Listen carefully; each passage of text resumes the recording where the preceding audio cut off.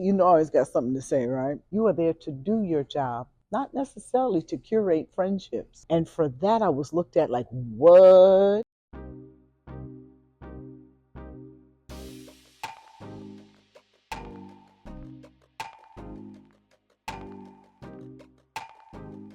Hey there, it's Monica May with Let's Spill the Tea. I love these questions. I'm going to tell you something.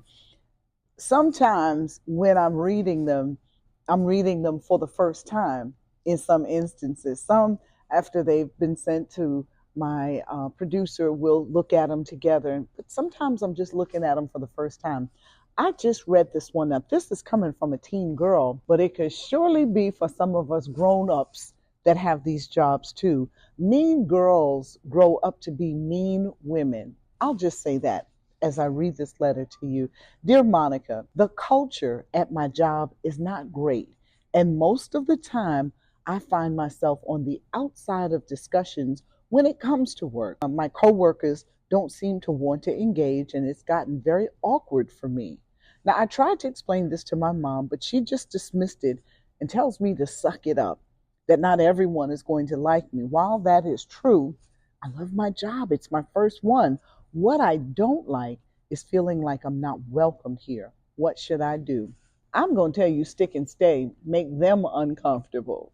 And I tell you why. I said it in the beginning, mean girls grow up to be mean women. And if you're on a job and you're the newest person there and no one has come to welcome you, that says something about the culture. You are certainly right about that. But if this is a job that you really like and you said that you love your job, you don't go anywhere. Even if it means you come in there and you silo, you work by yourself. You have to create a culture where people are going to want to come to you. By that I mean you can't change their behavior and you don't want to fit in. But if you walk around with not your head held up like you're being prissy, but at least not dragged down like you letting them get to you, I want you to know that'll be the difference that is necessary there. Your mom is right. Everybody is not going to like you wherever you go, but still, you deserve a little bit of solace when it comes time to punch in a clock 9 to 5. I remember coming to a particular radio station, I won't say which one, and they gave all of us these personality tests. It was called DISC test. You were either a D, an I, an S, or a C, something like that. My response, I always got something to say, right?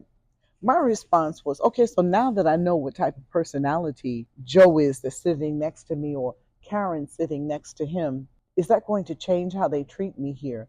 And for that, I was looked at like, what?